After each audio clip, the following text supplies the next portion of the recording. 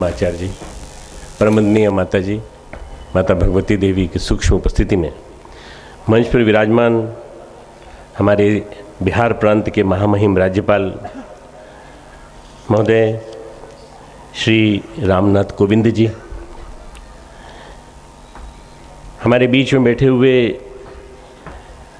श्री रणवीर नंदन जी, श्री श्याम रजक जी, श्री अशोक कुमार जी, श्री मनीष कुमार, आदरणीय एवं मेरे मिशन के एक नींव के पत्थर के रूप में काम करने वाले श्री मधेश्वर प्रसाद जी, यहाँ उपस्थित युवा तरुणाई न केवल बिहार बल्कि बंगाल, झारखंड और उत्तर प्रदेश से भी आए हुए बहुत सारे युवा साथियों, पूरे बिहार की युवा शक्तियों, सबको प्रणाम, सबको अभिनंदन। खूब मित्रों, आपको लगता होगा कि ये तो धार्मिक प्लेटफॉर्म है और धार्मिक प्लेटफॉर्म से कैसे एक डॉक्टर, कैसे एक चिकित्सक वहाँ का संगठन का प्रमुख बन के अपनी बात कहने के लिए आया है हम लोगों के बीच में। हम कैसे उसकी बात सुने? हम तो विज्ञान को मानते हैं और विज्ञान को मानने वाले व्यक्ति धर्म को नहीं मानते, ऐसा कुछ मान्यता है। मैं आपको बताना चाहता हूँ मित्रों कि धर्म और अध्यात्म दोनों में अंतर होता है। धर्म जो है वो आदमी को कर्तव्य सिखाता है, कर्तव्य पालन की बात करता है, ड्यूटी सिखाता है। अध्यात्म जो है वो जीवन जीने की कला सिखाता है। अध्यात्म हमारे जीवन में गुणों के संपादन की कला सिखाता है।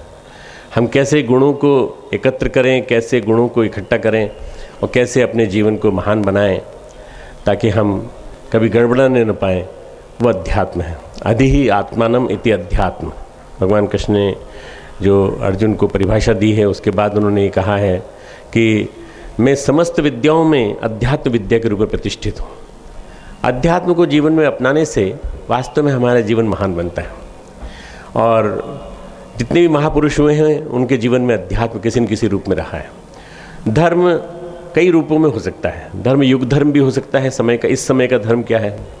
धर्म विभिन्न रूपों में, डॉगमेटिक धर्म, रिचुअलिस्टिक धर्म, कर्मकांडात्मक धर्म, मंदिरों में पाए जाने वाला धर्म, गुरुद्वारों में पाए जाने वाला धर्म, ऐसे कई तरह के धर्म के हिस्से होते हैं। तो वास्तव में असली धर्म अगर है तो वह है राष्ट्र रक्षा का धर्म, जिसको हमारे सैनिक निभा रहे हैं सीमाओं पर खड़े हुए। वो जो कार्य कर रहे हैं मित्रों, उसकी वजह से हम सुरक्षित अपने घर में सो रहे हैं। बहुत बहुत अच्छा लगता है जब हम देखते हैं कि हमारे माननीय प्रधानमंत्री एक छोटा सा ऑपरेशन करते हैं सर्जिकल स्ट्रेटजी का। मैंने मेडिकल कॉलेज में जब पढ़ रहा था, एमडी कर रहा था, उस समय कभी ये वर्ड पढ़ा नहीं था, पर ये वर्ड मैंने अब जाना। सर्जिकल स्ट्रेटजी का मतलब होता है दुश्मन के सीमाओं के पार जा कर के उसको मार के वापस आ जाना अपने सुरक्षित। ये सर्जिकल स्ट्रेटजी है और ये हमारे प्रधानमंत्री जी और हमारे रक्षा मंत्री जी ने करके दिखाया, क्योंकि वो लोग बार बार आते थे और बार बार चोट खाते थे। इसके बावजूद भी उनके देश में न जाने क्या संकट है कि उनको हमारे देश के सैनिकों के द्वारा चांटे खाने का शौक़ है, तो इसलिए वो हमारे यहाँ आते रहते हैं और बराबर मार खाते रहते हैं। तो राष्ट्र की रक्षा करना एक बहुत बड़ा धर्म है। मैं सैनिकों को सलाम करता हूँ, सैनिकों के जज्बे को सलाम करता हूँ। उन सैनिकों के भी जो भारत की सीमा की रक्षा कर रहे हैं, केवल यही नहीं बल्कि हमारी जल की सीमा, हमारी वायु की सीमा, इन सब की रक्षा करना बहुत बड़ा काम है, बहुत बड़ा काम है। और इसके अलावा जो हमारे देश के अंदर जो विभिन्न प्रकार की प्रकृति, विभिन्न प्रकार की परिस्थितियां पनप रही हैं, इनकी रक्षा करना हमारी युवा शक्ति का काम है, आप सबका काम है। अराजकता पैदा न होने पाए, किसी प्रकार की कोई दिक्कतें न आने पाएँ, हमारे राजा को या हमारे राष्ट्र के प्रधान को, किसी भी हमारे राष्ट्र के काम में मदद करने वाले किसी प्रमुख को किस तरह की दिक्कत ना आने पाए, ये काम आपको करना है। कैसे करेंगे? वैज्ञानिक अध्यात्मवाद के माध्यम से, विज्ञान और अध्यात्म के समन्वय के माध्यम से। अध्यात्म जो है, मैंने जैसे कहा, गुणों को जीवन में उतारने की कला। ऐसे ही विज्ञान जो है वो सोच की वैज्ञानिकता, हमारी सोच जो है वो इतनी वैज्ञानिक हो कि हम अपने इस वैज्ञानिक सोच के माध्यम से जन जन को बता सकें कि हम जो भी कुछ काम कर रहे हैं वो एक रैशनैलिटी पे आधारित है। ऐसा नहीं है कि कोई कपोल कल्पनाओं पे आधारित है। ये जो रैशनैलिटी है इसी ने मुझे आकर्षित किया परम पूज्य गुरुदेव के प्रति। मैं 13 साल का था जब उन्होंने मुझे बुलाया, और जब मुझे बुला के उन्होंने अपने साथ जोड़ा, और मैं उनके साथ जुड़ने के बाद फिर मैं उनका हो गया पूरी तरह से। और उनका हो जाने के बाद फिर मैंने अपनी दिशा चुनी। दिशा चुनने के बाद जब मैं भारत से बाहर विदेश जा रहा था, अमेरिका जा रहा था पास करने के बाद एग्ज़ाम, तो उससे उन्होंने रोका। उन्होंने कहा नहीं, राष्ट्र की रक्षा पहला काम है, राष्ट्र का धर्म पहला है, तुम यहाँ रहो, यहीं सेवा करो। मैंने 2 साल यहाँ सेवा की, और उसके बाद फिर उन्होंने शांति कुंज बुला लिया। मैं 78 से शांति कुंज का कार्य करता हूँ, एक छोटा सा कार्य करता हूँ। धीरे धीरे मैंने गुरुदेव के जीवन में जाना प्रवेश किया, उनकी साधना को देखा, उनके चिंतन को देखा। फिर उन्होंने मुझसे कहा तो मैं जो लिखता हूँ तुम वो लिखो। तो मैंने अखंड ज्योति लिखना चालू किया।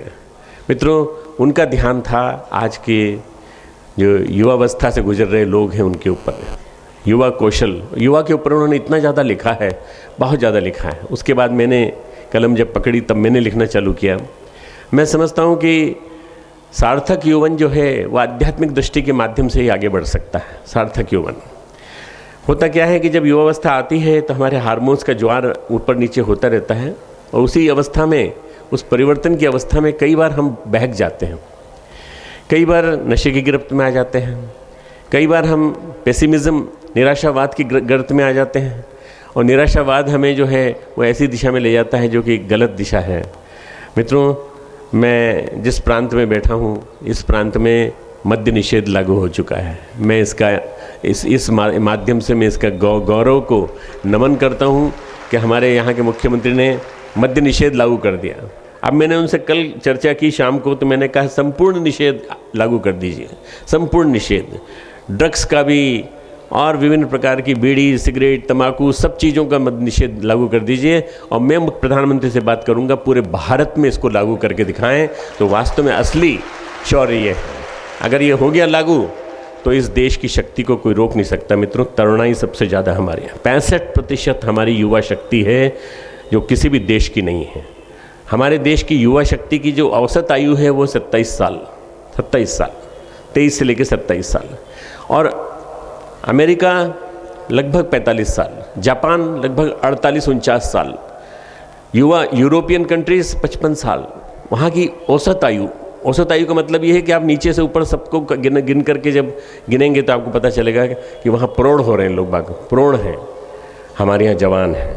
जब आने वाले 20 वर्षों में समय आएगा कि किस राष्ट्र का मूल्यांकन किया जाएगा, कौन सा श्रेष्ठ है, तो भारत का नाम सबसे पहले नंबर पर आएगा। मित्रों, भारत का नाम सबसे पहले। इसलिए इसका लागू होना बहुत ज़रूरी है ताकि हमारे देश की युवा शक्ति आगे आकर अपने कर्तव्य को संभाले।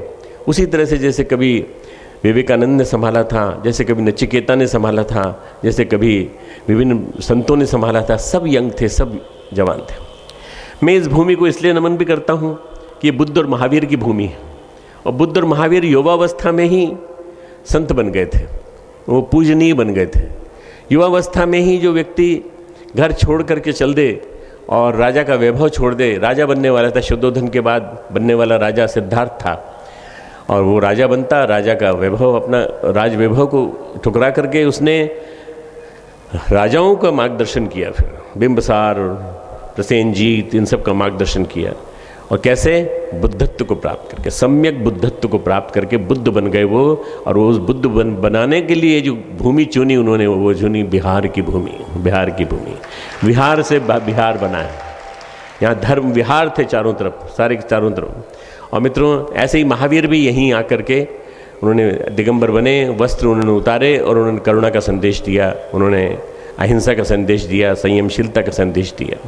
तो ऐसी भूमि, ऐसी गौरवपूर्ण भूमि, और यहाँ से निकलने वाला युवा, जहाँ जाता हूँ भारत में, जहाँ जाता हूँ इंग्लैंड में, अमेरिका में, कहीं भी जाता हूँ, तो मुझे जो काम करने वाले तेजस्वी चेहरे दिखाई पड़ते हैं वो मुझे सब बिहार के दिखाई पड़ते हैं, उत्तर प्रदेश के दिखाई पड़ते हैं। मुझे बहुत गौरव होता है।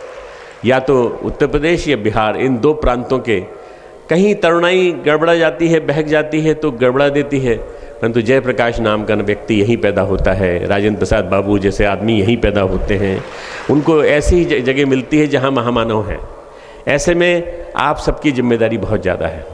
ये जो यूथ एक्सपो बुलाया गया है मित्रों, ऐसे यूथ एक्सपो के माध्यम से हम आपको संदेश देना चाहते हैं माननीय राज्यपाल महोदय के उपस्थिति में, कि अगर आप आज यहाँ से एक संकल्प लेके जाते हैं कि हम सब मिलकर के एक ऐसा राष्ट्र बनाएंगे, नया राष्ट्र बनाएंगे, जिसमें कि सबसे बड़ी भूमिका होगी युवा शक्ति की, और युवा शक्ति अपने माध्यम से इस राष्ट्र को सब विकारों से मुक्त करके पूरी तरह से एक जोश से भरा हुआ, होश से भरा हुआ, जोश और होश, विवेक और जो भी शौर्य हो सकता है वो साथ में हो, तो उसके साथ विवेक भी हो, इन दोनों को रख करके हम काम करेंगे। मैं जानता हूँ आप में से कई लोग पढ़ने के लिए भी यहाँ आए हैं।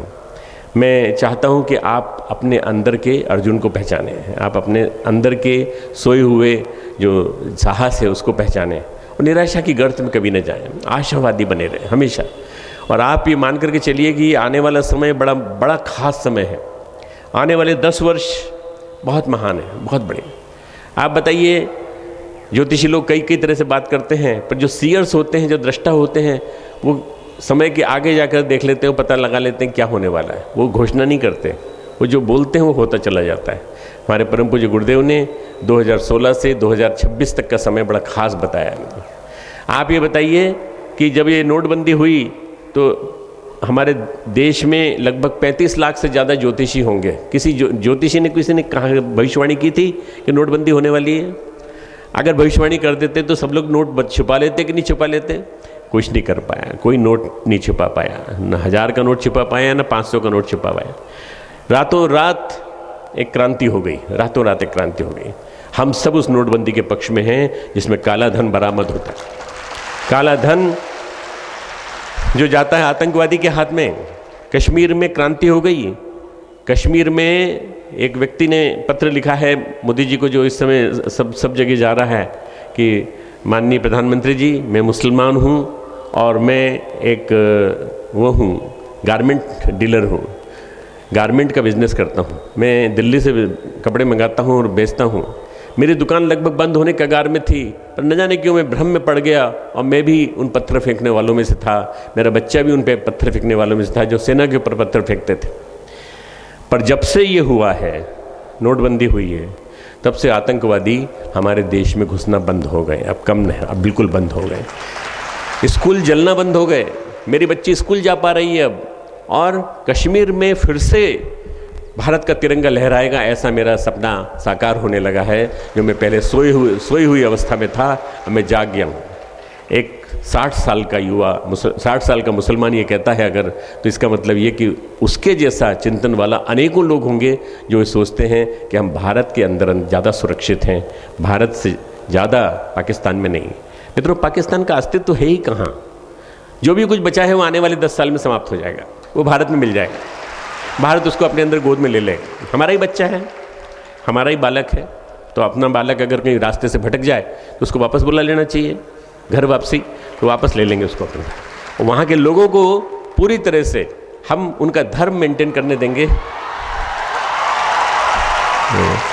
और उसके बाद फिर हम उनके साथ वो व्यवहार करेंगे जो एक भारतवासी के साथ होता है।